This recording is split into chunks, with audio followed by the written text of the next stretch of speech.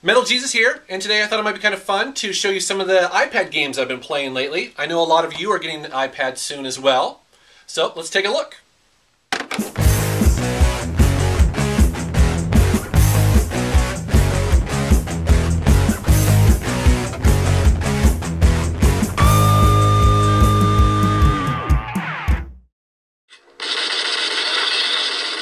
So the first game I want to show you is probably the best looking game on the iPad currently, and that's called Rage, and this is by id Software, and it's a pet project of a very famous game developer named John Carmack. He made the Doom and Quake series. This game is a shooter on rails, and what that means is that you don't control any of the movement in it. The game basically automatically moves you from section to section while you take out the bad guys that are in front of you. There's not really a lot of depth to this game. I mean, there's a little bit of strategy involved. For instance, you can pick up ammo and you can pick up money to buy weapons. You can switch between the weapons over on the right there. You reload, and also you're supposed to dodge, which I'm not doing very well. One of the cool things that John Carmack has said is that he's going to update this game very soon to allow more freedom for the player to control the movement. So I'm looking forward to that free update. Now, I'm not into a lot of sports games, but I do love golf, and Let's Golf 2 is a really fun and frankly pretty cheap game. It's very similar to Hot Shots Golf, if you've ever played that, where you have wacky characters, you also have wacky courses, but the game mechanics are really solid. This game uses the tried and true 3-button golf mechanic. It's the one where you start the power swing, then you hit it, and then you come back down and do the accuracy. You know, there's not a lot of surprises with this game. It's not like it's inventive, really. But, you know, I only paid $1 for it, and I've put hours and hours into it.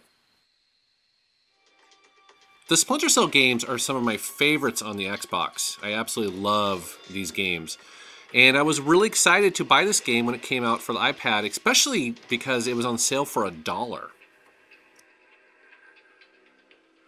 So unfortunately, this game's not as complex as sort of the big console versions, but you know what, that's kind of to be expected. And actually for $1, I've gotten, you know, more than my money's worth out of this. As you can see here, it's got a nice cover mechanic. The shooting's decent, but the AI is just brain dead. I mean, it's funny how you'll shoot one of the bad guys in the head, and he'll be standing next to some other guy who, for whatever reason, seems to forget that you just killed his buddy. So, you know, it's not the deepest game. But again, for $1, I've probably put 6-7 hours into this. Locate and destroy the 4 main robot manufacturers. So I recently picked up this game called Robo Kill for only $1, and this is actually a really well-made, fun game. A lot of people compare this to Smash TV, where it's a dual-stick controller, where the left stick controls the movement and the right stick is just constant shooting. Now, this game looks pretty simple to play, and actually it really is, but there's a surprising amount of depth here. I mean, there's almost a little mini role-playing game here, in that you go up levels, you buy new equipment and upgrade that equipment, and there's a map to explore, there's keys to get and unlock doors. I mean, it's kind of impressive. Also, it's hard to pick up on this video, but the graphics are actually really decent in this game. Now, they're really small, and so that's why it's hard to tell, but in person, they're really sharp and animated very well. This is a great game. I actually really like trivia games, and sadly they don't have You Don't Know Jack on the iPad, so I have to kind of get the next best thing, and that would be Seen It, and this is the comedy edition here. At $5, this is probably the most expensive game in this video, but I suspect it's because they have so much film footage in here like this.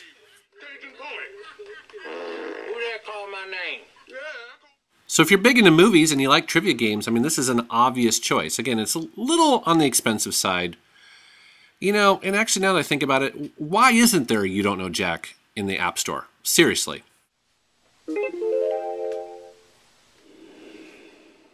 Now, this isn't a game per se. It's actually a preview of the OnLive service that is coming soon to PCs, Macs, and I guess even to the iPad. This is running right now. This is live.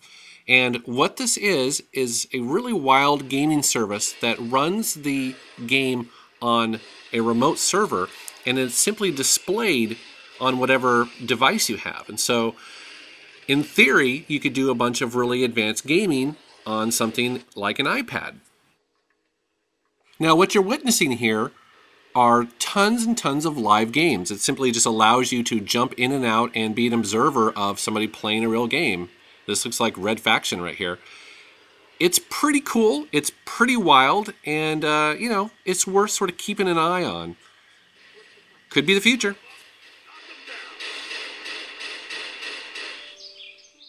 Ravin Sword is an open-world RPG for the iPhone that I'm just upscaling here on my iPad. This is a pretty impressive, fairly deep RPG.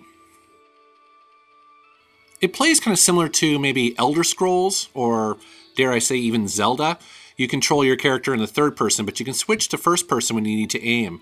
And you basically cruise around the countryside collecting quests, defeating enemies. And like I said, there's actually a lot to do in this game. It's fairly impressive, and I think I only paid $1 for it. However, the game is not perfect, and I should warn you that the controls actually take some getting used to, and frankly, they're just not optimized for the iPad. You notice my right hand here kind of having to manually move the camera around quite a bit. Now, there's ways to speed up the camera movement, but in general, it's not great. Another thing is that the combat can be a little wonky. There's a target system, but even so, you end up just hammering attack. Now, some of you may recognize this game from the PlayStation 1 era. It's called Driver, and I was pretty excited to get this game and relive my glory days of playing Tanner, the undercover cop, trying to take down a criminal organization. This game actually looks and plays pretty similar to the PlayStation version, although obviously there's no joystick here, so you see I'm emulating it there on the left-hand side with the touch D-pad. So it's not perfect, but it controls pretty well, and it's still pretty fun to drive around the city, getting chased by cops and causing some mayhem. Now, one nice thing that Gameloft did when they ported this over is they actually ratcheted down the difficulty just slightly, which honestly, I actually really appreciate it, because the original is brutally tough. And this game is still pretty hard, but at least they kind of made it a little bit more fair, especially in the beginning parts. Also, I should mention that I got this game for free. Gameloft gave it away just a couple weeks ago. Pretty cool. My wife loves word puzzle games, and Jumbline 2 is her latest obsession. What's great about this game is that it's free, so it's supported by ads at the top there, but you don't really notice. This is an anagram game, and the whole point is to take the letters below and make as many words as possible. Now you see the column over on the left. That's all of the words that are possible from this combination of letters. And the clue here is that those are all in alphabetical order, so it helps you out that way. Although I have to admit, I'm just absolutely terrible at these kind of games. I mean, I wish I was better, but I don't know, I just don't have the patience for it. But if you are into word games, this is certainly a nice one to have, and again, it's completely free. So I've talked about Air Attack before on my channel, and you know what? I love this game so much, I just need to do another shout out. This game is awesome for $1.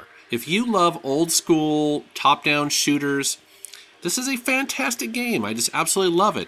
It's all in 3D, so it looks amazing. It's super simple to play. You basically just drag your finger around and you control the plane, and then you double tap if you want to drop a bomb. And then there's a store where you can buy upgrades. Also, you can collect tokens as you're blowing things away here and get more money and get upgraded cannons and things like that. I think everybody who loves these games should have this on their iPad. So Pinball is a nice casual game to have on your iPad. As a matter of fact, a couple weeks ago, I was actually having my car worked on, and you know how you're sitting there waiting in the little waiting room, you know, for your, I think it was having my oil change or something like that. But it's pretty funny. The guy comes out, you know, it seemed like a blink of an eye. I was just having so much fun with this game. And he's like, okay, your car's ready. And I was like, but, no, I'm doing so well. I mean, I literally just could not put this game down. I mean, it's a lot of fun.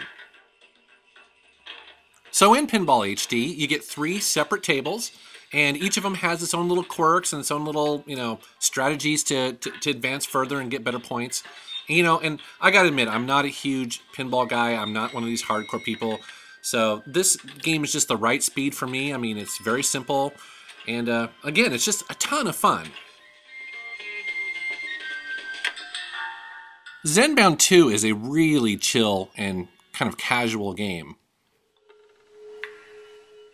The object of the game is to take twine and wrap it around a figurine, and they are all different shapes and sizes.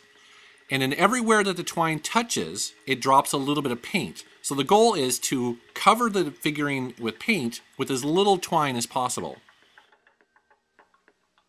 Now I know this game may sound like the most dull game on the planet, but actually it's surprisingly fun, and there's quite a bit of strategy involved, especially if you want to get a really good score. I think what brings me back to this game is just that there's a ton of variety in the objects. You can see here where this one kind of has legs. And that's really where the challenge comes, especially if you don't have a lot of twine to deal with. And in the later levels, you actually have to really think and plan your way through it to get the highest score possible. Alright, and finally I just have to throw this game in here. This is a remake of a game that I had as a kid. I'm talking in 1977, 1978. It was the classic Mattel Football. Someone has remade it for the Apple iPad, and it's pretty damn cool. Now, is this game something I play a lot? No, but I'll tell you what, those sounds really bring back memories. Alright, so those are some of the iPad games I've been playing lately. I hope you enjoyed that list. Now, you may have noticed that I got a bunch of those either cheap or free. The trick to that is watching some of the websites that track it. For instance, I love going to toucharcade.com. They basically have developers on there in the forums, plus they also tell you if the price is going up or going down, and they have reviews and things like that. Another great website to go to is appspy.com, another site for tracking trending of prices and stuff like that, and they do reviews. And I guess the thing to know if you're new to the iPad and also the Apple App Store is that the developer can set the price, and sometimes they give games away for free or for $1. Usually it's like an anniversary or something like that. Also, they do it occasionally on Fridays, so watch those two websites for that. Sometimes you can get a great game for only $1. Alright, well I want to thank you for watching my channel. Thanks for subscribing. Take care.